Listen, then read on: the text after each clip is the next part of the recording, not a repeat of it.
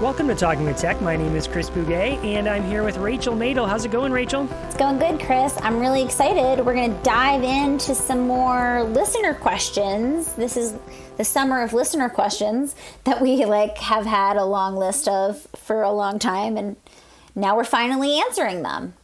Yes, awesome. Now, we should say that if Patreon supporter were to write us a question, we'd bump that up to the top of the list, and we would answer that first. These are questions that have come in over the years. We put them all in a giant Google Doc, and we've been answering them one after the other.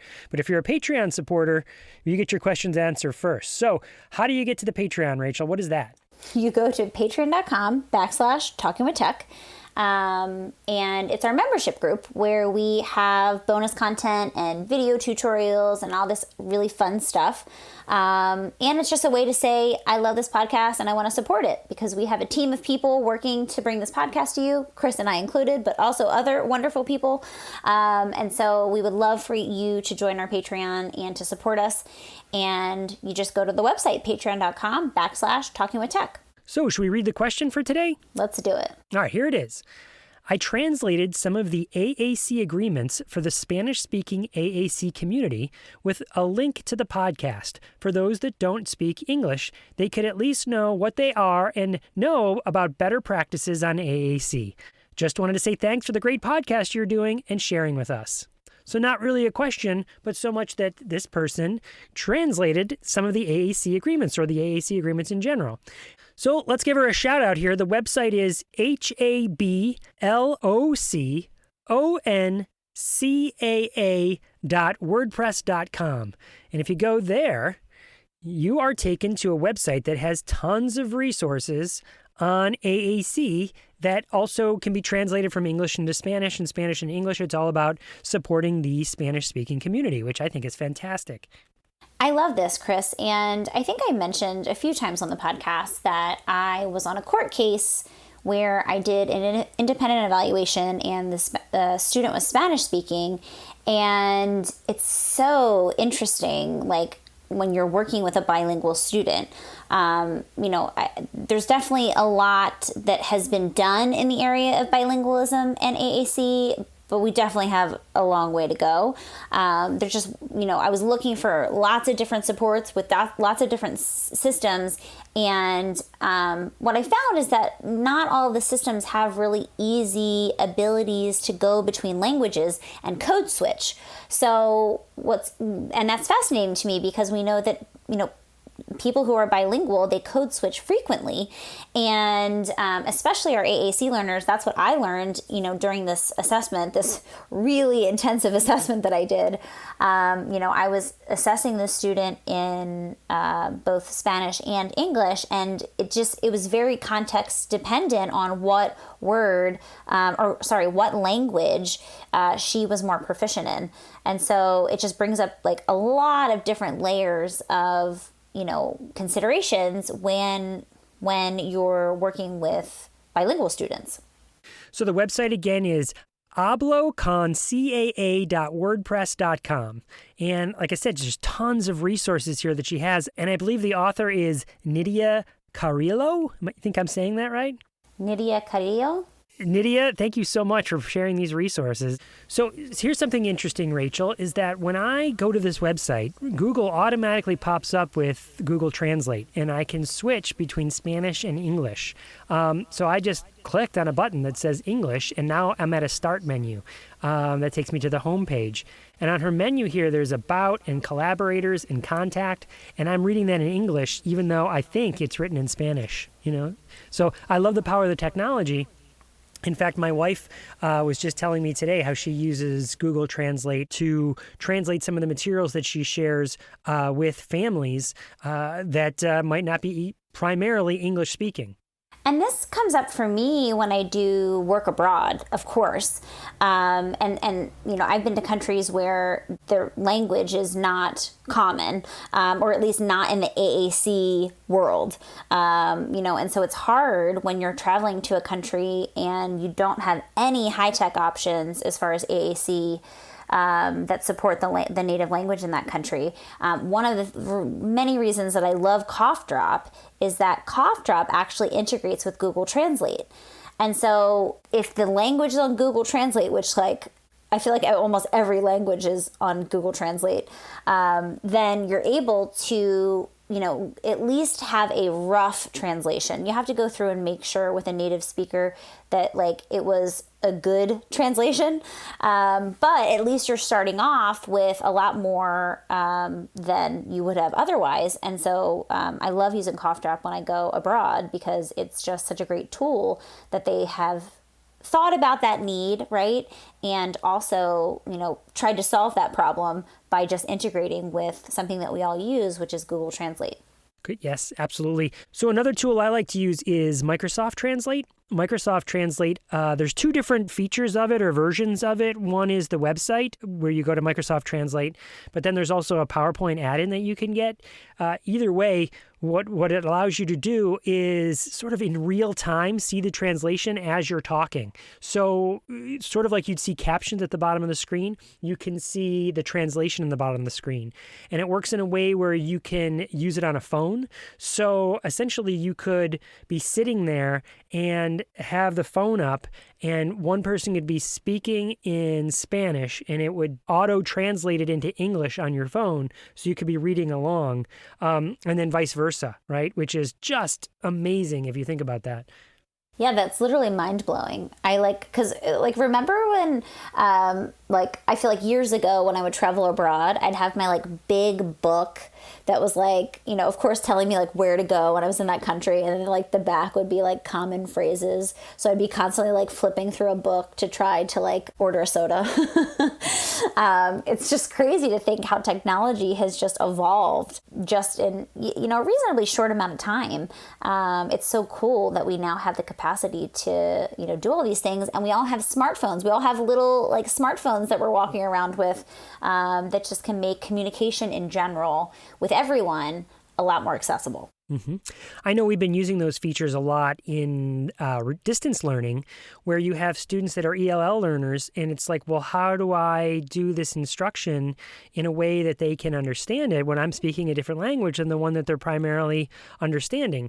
And so we've been showing different ELL teachers and foreign language teachers, well, this is how you can have the text displayed in another language so they can understand what you're saying. And it's in that regard, it really is we're living in the future. You really got to think, what is the future of language in general and foreign languages when a device can translate it for you? You know what I mean? It's not far off that it will be in your ear and you could hear it, Yeah. And you brought up the virtual learning, and I have to tell you, I've been loving virtual learning for some of my students, especially with autism, because I feel I'm just annotating everything. So we have a book, and it's a new word. I'm oh, it's an umbrella. And I'm it's not just enough for me to say umbrella, right? I know best practices give a visual representation, even if it's just the orthography or the letters. And so I'll be labeling things. I'll be moving it all around. When kids start talking to me, I start typing the sentences so they can see that visual feedback of what they're saying. Because a lot of the kids that I work with have some challenges with formulating sentences and have really, need a lot of processing time to formulate their thoughts. So they start, saying a sentence, but then it drops off because they have forgotten and they don't have the working memory to hold on to that information.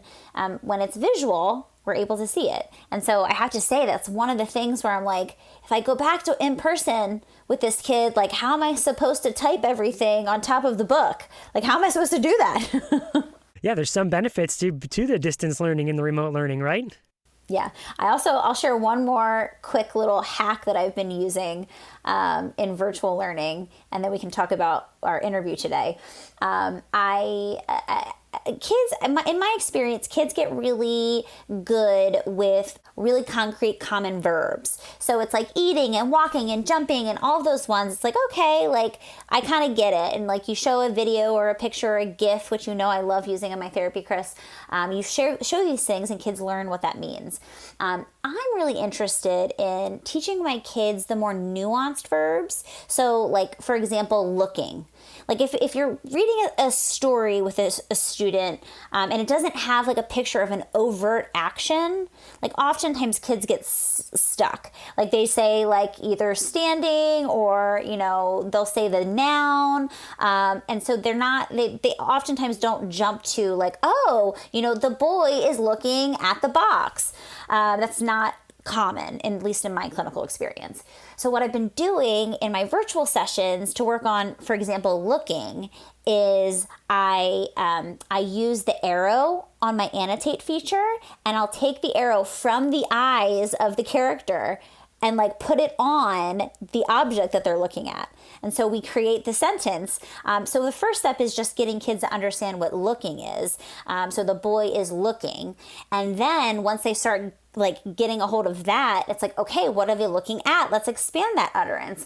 And so that specific thing has been like groundbreaking. Again, if I like go see these kids in person again, I'm like, how am I supposed to draw arrows from what one person's looking at to the thing that they're looking at? But it's like a really easy thing to start doing with your students, to start like getting them to solidify what that, that specific concept is. I love that. I love that so much. That's some of the benefits that you have with the technology that are a little bit harder to do in real life. I totally picture it like in-person learning. You doing like a CSI ballistics, here, you hold this string and hold it up to your face and your string, where it's so much easier to do and more fun to do, drawing and moving and putting, like you said, eyeballs on things. Yeah, no, I've been loving the annotate features. I feel like I should record more of my sessions so that I can show this, because I feel like I'm getting real creative with the annotation. And that's one of the benefits I'm finding of the virtual learning. Well, I would love to see those. So please do that. I'll put it on my never-ending to-do list, Chris. So, Chris, what's our interview about today? So one of our very first people that we interviewed way back when the podcast first started was Kathy Howery, who is sort of a legend in the field of AAC. And she reached out to me a couple months ago, and she said, hey, Chris, she and I have had many conversations and spent a lot of time together. I've been up to Canada to visit her and do presentations, and she's from Canada. And she had this thought about modeling and aided language stimulation, and she wanted to talk it through a little bit more and discuss it. And I said, sure, let's do it. Like, let's brainstorm together. Let's record it, and let's see who else can benefit from it. And so we did, and that's what you're about to hear. There's one little thing to note about this particular interview is that some people may have heard it before. Again, we started off this particular episode talking about Patreon because Kathy and I recorded back in April, I think. The Patreon, we put this out as for Patreon supporters to consume if they wanted to earlier. So they kind of got early access to this particular content. So if you're a Patreon supporter, you may have heard this before, but it's also one of those things that I think it's one of those conversations that you could hear over and over again and be like, oh, right. Oh, that point. Right. And what are they getting at here? So I think it's one that's worth repeating. And I think that what's funny, Chris, is I feel like I listen to our podcast episodes like more than once. And it's funny because I'm part of the podcast. So like I do the podcast and then I listen back to it. And sometimes I'll even go back to it. I'm like, what was that one podcast? Because I think you're right. Like we need to hear things multiple times. And, the more experiences that we gain clinically, and then we hear that information again, we just start thinking through that lens in a different way because of our experiences. And so, yeah, some things we just need to hear a few times. So speaking of Patreon, Rachel, we do have a goal. So do you want to share what that goal is? Yes. So we're trying to get to 100 Patreon members. We love you guys and we want to have you join our Patreon. At one point, Chris, we made a goal for our iTunes reviews, and that went so well. And, we're all about the SMART goals here at Talking with Tech. So we want to get to 100 Patreon members. So if you haven't joined our Patreon and you're thinking about it and you're like on the fence, I'm not really sure, please join us. You can go to patreon.com/Talking with Tech. So without further ado, let's listen to my interview with Kathy Howery.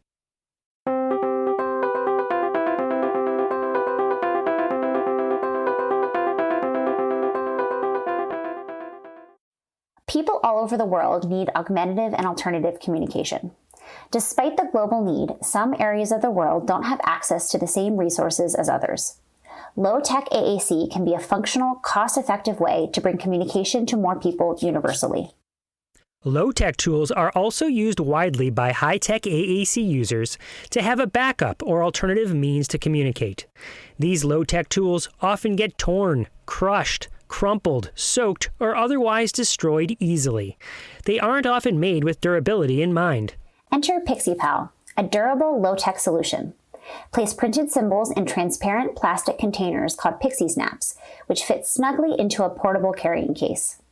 Each case allows for 3 double-sided Pixie Snaps, giving people 6 surfaces to interact with.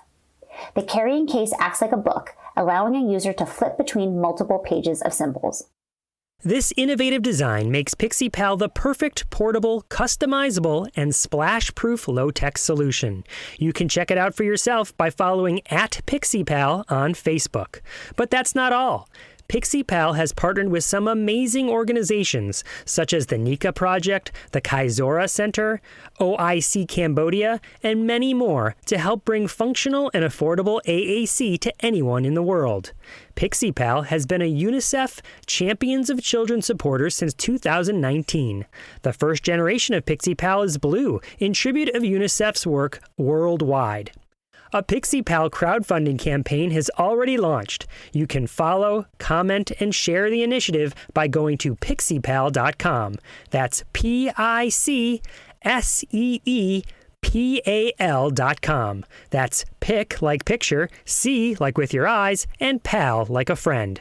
Send them a direct message and register your interest for one of the first Pixie Pals ever made. Each time a Pixie Pal is purchased, another Pixie Pal will be donated to one of these trusted partners. The goal is to donate 1 million Pixie Pals worldwide.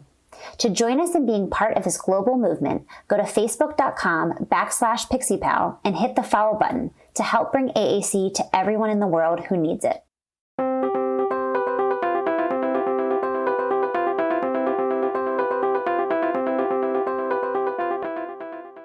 Kathy Howery, how are you? I'm okay. People used to do that for me a while ago. I'm okay. I'm social distancing, I guess, is as everyone else is. So been here in my house, although probably to the point of our conversation today, I've been having lots of time with my just about 2-year-old grandson. So he and I have been together off and on since all of this COVID stuff started. So we just keep hanging out together, which is quite lovely, but so it's fine. I will complain a little bit being a Canadian. It's freezing cold up here. We're ready for spring and it's snowing. So enough already. How are you? For people who don't know who you are, let's back up. So who are you? Where are you? And how often do you get to see that little kid? Okay. I'm Kathy Howery. I live in Edmonton, Alberta, Canada, which is, I had a discussion with Stephen von Tetzschner once about which one of us live in the most northernest big city. And he swears his city in Norway is more northern than mine, but I'm still not convinced. So I'll have to have a geographical exploration.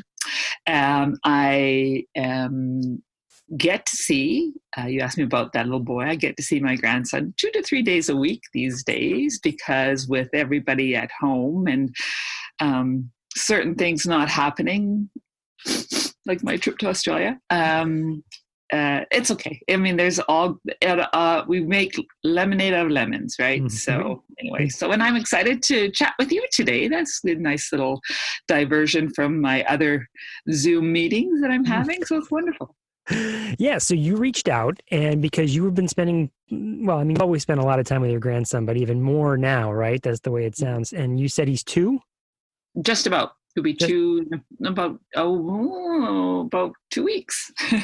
And so you've been really looking at early language development. I'm sure it's just fun, but then also your linguistic, language development brain kicks in, and you see and hear what's happening with him as his language is emerging, right? Would you call him a typically developing child or student? Oh, come on. He's advanced. No, of course, he's typically developing. Yes, he's very much so. But, Chris, I've been working in this field since 1982, if it can believe it. Yeah, I won't even go there. But, one loses one's perspective very quickly. And it's also been a different thing for me being a grandmother. I have a different level of ease, right? I can send him back to his mom and dad. I can sleep. I don't have all of those other pressures when I'm with him. I can be with him. Mm-hmm. So it has been fun and interesting to watch his language develop. And it absolutely has been, that the vocabulary spurt, he just is right on it. It's astonishing to me to see the level of syntax he has and the question form. Like, it's just, it's astonishing. And yet I know it's perfectly typical. It's just so it's just put in, once again, clear perspective for me, what a challenge it is for our kids with complex communication needs who have to use augmented ways to try and do what Logan can do now as a 2-year-old with just such relative ease. So, yeah. Mm-hmm. And it sounds like it came to him relatively easy. Like there wasn't a struggle. You had to teach him many words necessarily in a structured format. It's just, they just came out. They did just come out. And I think his auntie taught him more and please. Those were taught. Mm-hmm. But, as I've said to so many people throughout the years, you can't run in and go and manipulate the lungs and the larynx and let me move your vocal folds back and forth. Yeah. Let me go in there. No, so the words have just come, and what's astonishing is again. I say astonishing. I shouldn't be. I look at all the linguistic books I have, and I'm like, no. But real life, it just blows you away. And is his absolute. It's like he's devouring it. Everything you say, he repeats to you. And so that was fun. And and I did reach out largely because there's lots, and maybe I'll start to introduce the topic a little bit. And please. This whole notion of modeling language, aided language, whatever, and it's not. This isn't the first time that it's kind of bubbled up in my head, because I have written a few things for Practical AAC where I reviewed some of the literature on that and some of the studies, and certainly aided language, modeling, whatever. And I do have a distinction. I distinguish between just talking with AAC, where you're going to talk to reflecting back what you think the kid is telling you and then I call modeling when, let me show you how you could say that, when I'm actually, but that just sort of, it seems to be all meshed together right now. Yeah. Mm-hmm. Anyway, so I've been thinking about that, and I've been thinking about maybe most particularly a couple of conversations that I've had with families who say, I know I'm supposed to model, but it seems like it's almost getting in the way of my interaction with my child. Right? I'm so focused on this that I'm missing the interaction. And then I've also been worried about maybe a false sense of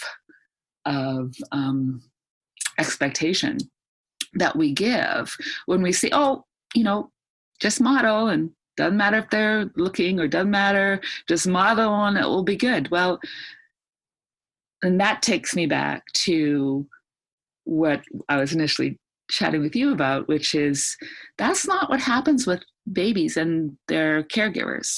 It's not that we just talk to them and don't expect anything back. Mm-hmm. If we just talk to them and didn't get some kind of not words, but something back, we would start to be very concerned, right? Mm-hmm, mm-hmm. So babies and caregivers are doing a dance, an interactive dance. I've been, again, reading about the Interbrain and how we have this interbrain connection from a very young age. So I think it's important to not give families especially the expectation that all you have to do is tap away on their system and that will be sufficient. I think it's necessary, but I don't know if it's sufficient. So Yeah. That's where I'm coming. So this is very interesting. I remember the conversation and it was a very brief conversation because I was in the middle of sort of facilitating a session at ATIA, and you were sitting next to Gail Van Tatenhove, and you were looking over, it was the AAC Agreements session at the most recent ATIA 2020. And so the in that session, people had broken up and kind of were working independently, and I came back to the back of the room where you were sitting next to Gail, and Gail's like, I think she said something that you are sort of reiterating here in a different way, which is that this idea that, well, if you just model, it will come. And her words, I remember they're ringing in the back of my head. She said, and that's just not true. Like, it's more than that. And I think back to maybe 4 or 5 years ago, where there was this emergence of core vocabulary. Like every speech therapist, every teacher kind of knew core vocabulary. Now I know, okay, these are the words I'm supposed to be doing something with, and focusing on. Maybe I'm not sure what to do with them, but I know that these are the words, right? And there was a large rush, and I think there still is in a lot of places. I see it all the time on Facebook, kind of random words on a page. And if I point to these random words, then somehow magically, and I remember thinking, no, there's more to it than that. In fact, Beth Poss and I did a pre-conference called More Than Core, that it's not just about core vocabulary. That's only one piece. And now I feel like, and this is, I think what you're sort of getting at is now there's a rush to, you modeling. This word modeling is used. And if we just model, then that'll be it. But that is also just one piece. There has to be some level of explicit instruction around words. And I think what you also said, and I just make sure I'm reiterating what you said, we don't want to give people the wrong impression, especially families. Does that all sound fair? Absolutely fair. And then the other piece is which I'm going to hit two things. One is this worry that I have, and I feel like I should be getting royalties. Yes, royalties for this. I just love Erna Alant's book, and she's talking about meaning making and engagement. And when I started listening to families who were so worried about modeling, that they weren't seeing what their child was actually doing, or I worry, and this also comes a little bit from my own research, that sometimes in AAC we have a screen between, and the real thing is making meaning and developing language and all of so to the point that if I just, how much do I model before I'm actually breaking the interaction? Mm-hmm. I guess is a worry. And how do I, and when in the studies, like it's all over the place, they decided that it's a promising practice, maybe an evidence-based practice, probably an evidence-based practice, but still they're all different. And so there's not really what's the what's the dosage that we do, and what's that kind of thing. And then the other one that I thought was really interesting, which sort of hits on this engagement piece, is Connie Kasari and her group did a study where they actually were working with kids with autism that were very late talkers, and they used the Jasper, they used another evidence-based practice, which is basically following kids' lead, letting that, all of the stuff that we, I guess we know, and then within that kind of context, they modeled with no expectation that the child would do anything back. And in fact, those kids ended up talking more. They didn't end up using the devices. They ended up talking more, mouth talking. Mm-hmm. But, so that's the other piece of it, is that modeling also needs to be a real child-centric, child-focused interaction. And then the other piece is that we don't expect anything back. We don't, and I like that, and that's really what kind of hit me when I was thinking about when I talked to Logan. I talk to him, but I expect something back, not a word, but some kind of acknowledgement, or he's so, something that tells me that at least I noticed you, Grandma. Maybe I didn't understand what you're saying. So those are the pieces now that I'm twiddling around in my head and worried about that we need, how much do we do this, and can we break down the interaction by doing it too much or in the wrong way? How much are we doing it as opposed to following the child? And then lastly, when we are doing it, surely we want to see some kind of response from the child, which doesn't mean that they have to do it. Because again, I've had a great conversation with a family recently who, the first time I saw her, and I think she'd be quite happy if I was telling this story, she would say, "Now tell me on your device." And the kid would literally take the device and he'd want to throw it across the room. And I just say, don't do that. This is not a performance activity. This is a communication activity. This is an interaction activity. And that really changed things for them. But still, we want some kind of noticing or something. So I'm quite yappy now. What do you think? Okay. Well, there's a lot that you just said there. I think we need to break down in different stages. And one thing that kind of jumps to my mind first to kind of break that down is looking at Logan, right? Yep. Right. So when Logan was first born, just came out and Grandma got to hold him for the first time. Do you feel like you had an expectation that when you were talking to him, going, "Oh my gosh, you're so cute, you're adorable," that he is actually going to respond to you in any sort of way? Meaning, is there a certain developmental point where we can start to expect a response, or where it's just not right out of the womb? Or maybe I'm wrong. No, well, I think, and again, this is based on very little research, but really right out of the womb, we know that mothers' voices can still babies, can get some kind of reaction. So is that the words? Of course not. Right. But it is the voice, the tone, all of those kinds of things that do make a difference. And I didn't pay attention to the timing, but very soon, 3 months, then they are responding differentially to different, again, not our words, but our ways maybe that are encompassed from our words. So that's kind of we talk because that's what we do as human animals. Yeah. But I think that there is some evidence to suggest that oral interaction, even from the youngest stages, does have an impact. Probably my daughter's more than mine, but anyway, but I know what you're getting at. I'm not expecting him to, when I say, "Stop crying, baby," stop crying, or here's your bottle, baby. Oh, yay, my bottle. So it's a nuanced thing, very much, right? But yeah. Well, then the next thing that I think of is the skill level of the communication partner, if you will. So, when you're using AAC, when you're a communication partner using AAC, some of the things I think we tell people just generally is, well, if you model, you'll get better.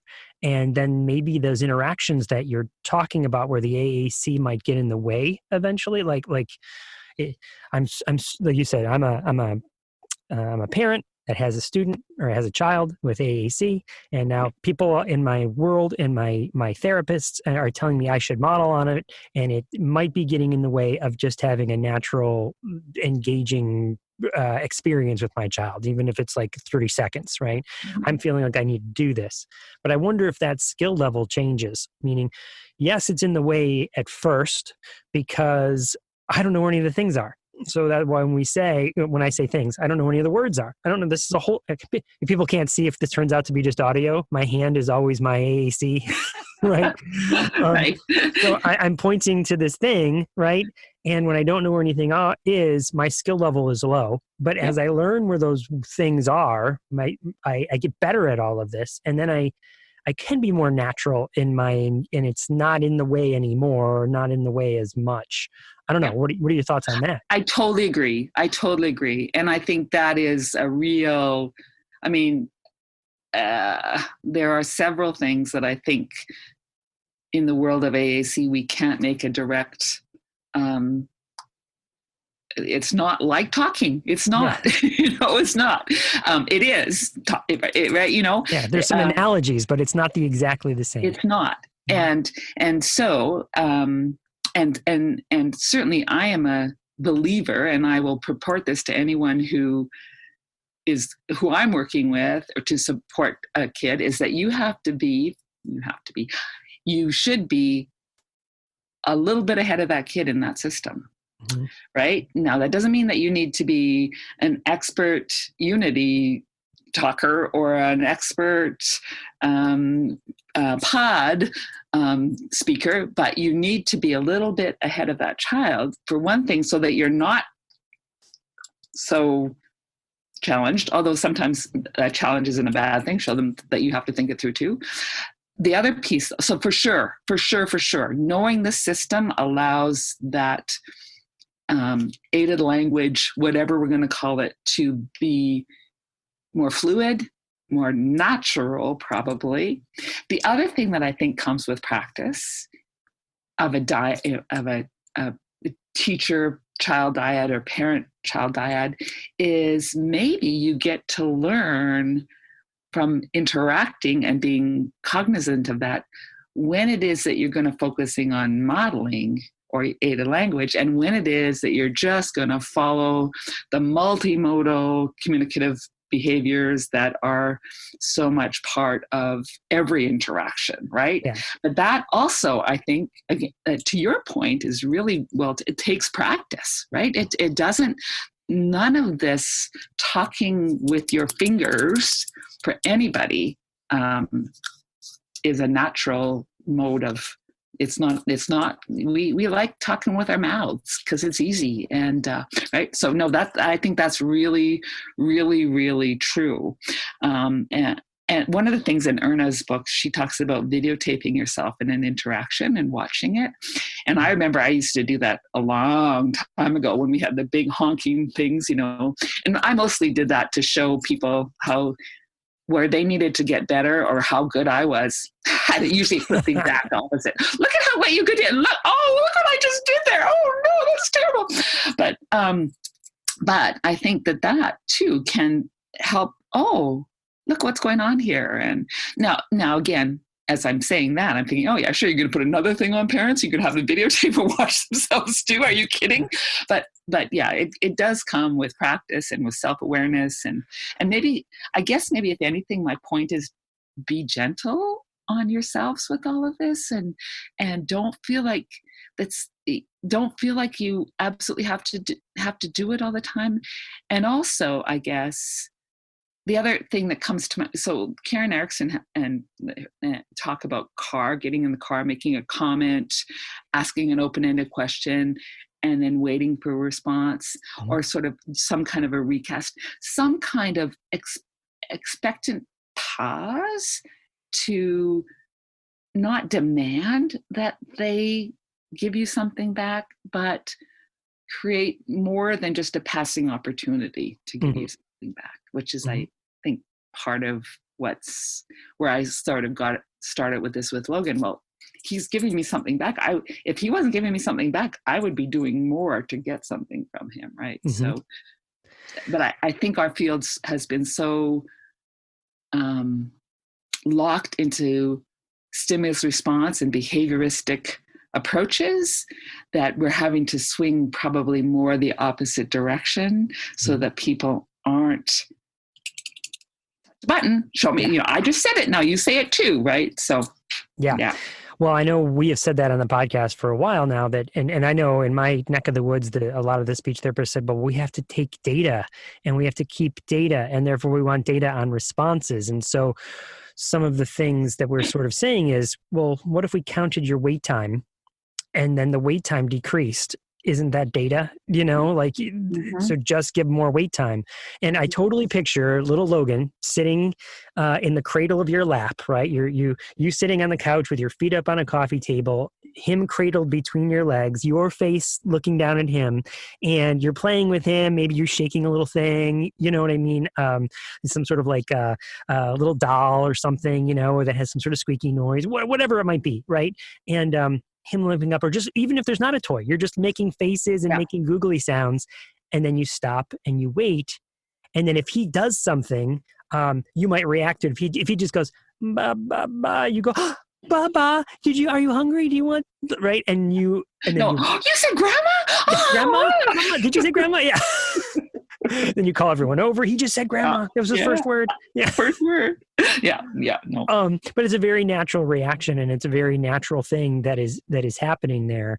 And I guess the wait time at that point is something you can start practicing right then, right? I mean, it happens very naturally. I'm waiting for your response. So that's part of it, is the wait time. But then two is using whatever that student did, whatever that child did in your lap, you are reacting to it. And I think that's another piece that often gets missed when it comes to AAC, is that, I think you just randomly hit those buttons rather than reacting to whatever the student did, and as being authentic. We don't do that. We do that with babies. We didn't. We just assigned meaning to what you just said. Let's assign meaning to what you as an AAC user said. Does that sound right?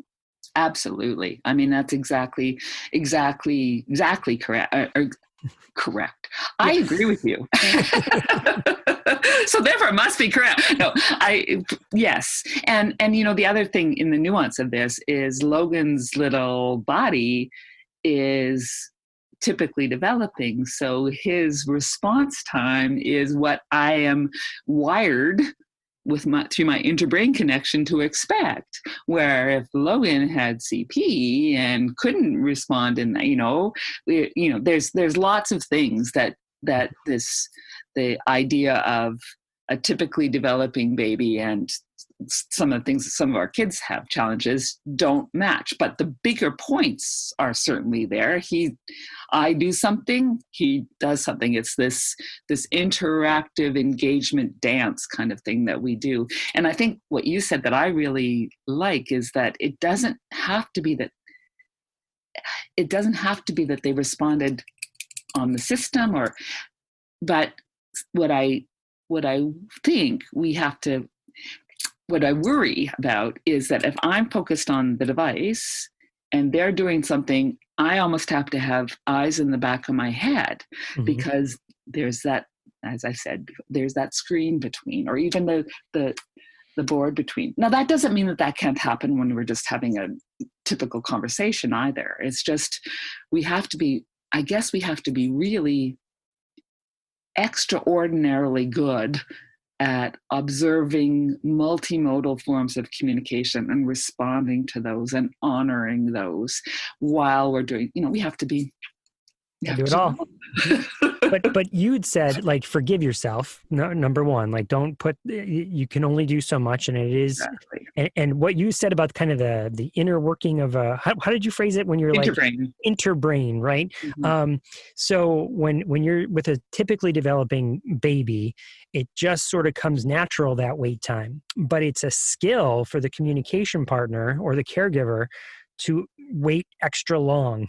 And so that takes, because it's a skill that just doesn't come natural from your interbrain. I'm learning new vocabulary and practicing it. But because it doesn't come naturally, it's a skill that you have to practice, and practice takes time and it takes effort. And would you agree with all of that? Yeah. And I would say not only is it a skill that takes practice, it's something that we have to almost unlearn from. So one of the things that I think you know about my work, I wrote part of my research, a paper that came out of it was talking in text time, or I can't remember what I ended up actually calling paper. I should know that. But in the research that I have done, it is uncomfortable for humans to have anything but like a half a second pause in, but like we don't like silence. We are wired to fill in those silences. And there's another book that I have here somewhere, which I just love, which just talks about all the times we do just what I said. We have fillers, and we have those fillers for when we can't talk, we can't respond fast enough. Because, so I would say not only do you have to learn to wait, you have to jump over and inhibit that response, that fill in the gap response that seems to be innately wired in us. So it's double trouble, I would say. Yeah. So you got to stop the old, what's inherent, and then you have to learn this new skill. So it's not just like learning basketball, which is you don't have to stop learning anything. You have to stop what you're naturally doing and do it differently, which makes it a little extra difficult to do. Now, you touched on a strategy there. Well, hold on. So you touched on a strategy there that I think could be really helpful for people, which is to do video modeling. And especially in this world that we're living, well, I should say video analysis of yourself is a better way, not video modeling. And what I mean by that is that could be really useful right now in the times that we're living in, and is that we are, sequestered in our homes in this pandemic. And so what does the interaction look like with a therapist? I think there's a lot of people right now that think, well, I'm going to try and replicate the exact same thing I was doing in my physical session with what I'm doing, now I'm going to do that virtually. And I feel like that's a big flaw. And you're not going to be able to get the same, and you're going to be disappointed every time. But one thing that could be really useful for people would be, okay, caregiver, parent, mom, dad, just record 30 seconds, a minute of you playing with your kid. Just set up the camera, or do the selfie thing, or have dad do it while you're playing, or mom, you do it while dad's playing, or get brother and sister in there to record while you're doing it, or whatever, however you set it up. And then our therapy time is actually the kid can go do whatever he wants during that time. It's going to be a coaching session for you and me, and we're going to help you break that skill, take down the thing that you give you more wait time, get over that, get into your Interbrain, and relearn that skill. Does that sound like a good strategy? I love it, and also help you to celebrate what you did do. Right? Because I think oftentimes parents, and I bet right now, I don't know, I feel for parents right now, holy smokes. I bet you're just feeling like, oh, I don't know how, I'm not there. And I think giving both sides of the thing, oh, here's one thing that you could tweak a little bit. And did you see those 3 things that you did that were so fantastic? Like, wouldn't that be so awesome for parents to have that kind of, and wouldn't that be one of the things that you'll notice, somebody said this about me, I stop in mid-sentence, but I eventually get back to what I'm going to say. So just so that you know, that, right, that parents right now really could use that kind of support. And I know what I was going to say is that also, for what I'm hearing from my Great White North friends, is that it's the first time in a long time that therapists have actually been able to talk with families, and families have actually, that there's some families, not all, some families who just feel like they got this thing, the school bought this thing, and they're supposed to use this thing, and what am I supposed to do with it? I don't even know how it works. But we could now start to do that kind of active support in little bits and pieces, in little chunks. I think that would be fantastic. Plus, you're reminding me, there's a research study that I've always wanted to do. Hart and Risley did a study of moms and our caregivers and typically developing kids, and they went in, they videotaped chunks of their day over a long period of time, and they started to see the development. And I just thought, wouldn't that be a fantastic research study to replicate? So maybe if we get enough parents that do this, maybe we'll have something. But anyway, so that's just a, another side. But I think that would be really valuable. And I think it would also go a long way to helping us to understand what is this thing that we call modeling that we're all talking about. How does that really play out in normal everyday family experiences where, mom's cooking dinner and there's two other kids? Like, I think we could learn so much from supporting families in that way. So yeah, I'm all in for that. If anybody wants to do that with me, I'd be delighted. So. All right, you heard it here. So how would people contact you, Kathy? Find me on the internet. I'm for sure. I mean, I'm around. I don't know if that's a real question or not, Chris. It's totally real. Okay. Well, they can email me at khowery@ualberta.ca. I'd be delighted. Because I think we need to, and it's my new saying, and it's not mine, but this is a time full of lemons, but there's lots of opportunity for some really tasty lemonade if we're clever and smart. And I could not agree more. People have heard me say this before. I don't know if you've heard me say this, but since this has all happened, I think that if you go back to the way things happen in schools and maybe even private practice, it's probably not, again, no research here. This is just me ballparking it. It's probably 90 to 95% direct instruction and 5 to 10% kind of coaching or conversations with parents. And this is an opportunity to flip that, where now maybe it's 10% of direct. I really need to try something with a kid. Let me just get in there and muck around to see if this would work and do some sort of really explicit instruction. And 90% now being coaching of families. And maybe we just never go back. Like when this is over, right? This is just how it works now. This is how therapy is now. It's really to help the families, Wouldn't that be just so wonderful? And the other piece about that, and this comes straight from the pod training. So this is Gail Porter's stuff, not my brilliance, but that so much of what we give families is like a little activity, right? It's that language is a therapy activity, and I don't do language therapy with Logan. We do stuff and we talk, right? Yeah. Right? We do life. And I think this could be an opportunity also to take it away from, and so if your kids are learning blends or something and they have an articulation problem, okay, there I'm going to give you a little activity with stuff. But here, to just help families to build in that communication and language, this could be a real opportunity to say, what do you need from us really? And what kind of opportunities, right? Not just us coming and saying, well, here's what you should do in your bedtime routine. And here's what you should do, right? I totally agree. It could be quite revolutionary and very exciting. So I can talk to you all day, so we have to be careful here. But so I was recently in a conversation with some of the people here in Northern Virginia, the other assistive technology people in different schools, just kind of comparing, what are you doing? What are you doing? And there's a person in Arlington, which is real close to where I am. Her name is Lauren Bonnet. And she suggested that, maybe the model we look at here in this kind of distance learning is very similar to an early intervention model where, and that's actually my background. I did early intervention when I was in grad school. And the idea there for people who are not familiar is just that. You go into someone's home, usually as a team. It's, the speech therapist, the physical therapist, the occupational therapist, and some sort of educator.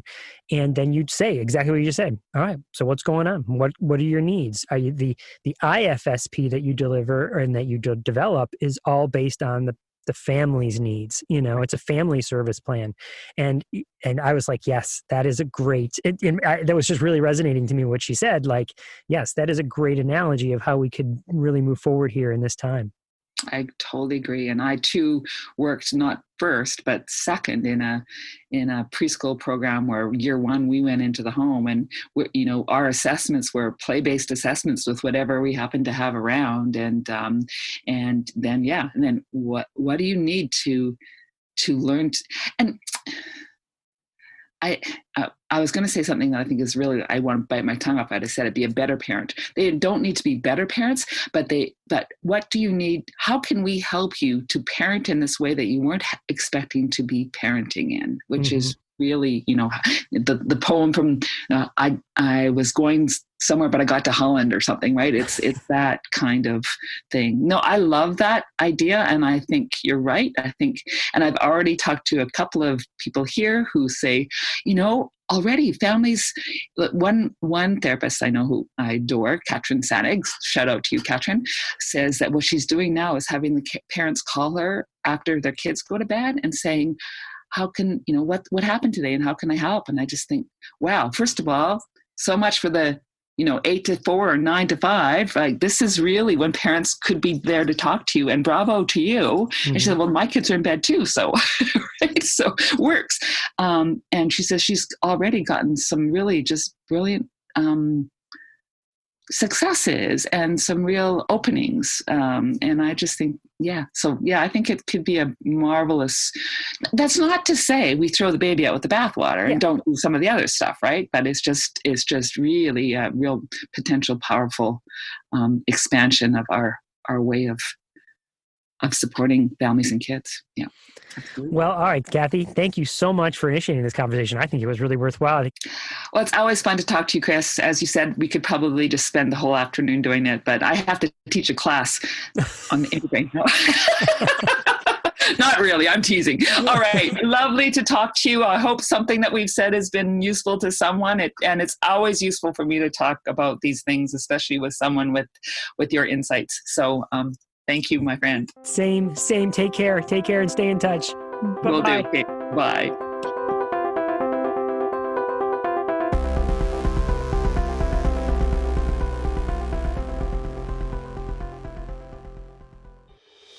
Hi, I'm Mei-Ling Chan. And I'm Martin Sibley.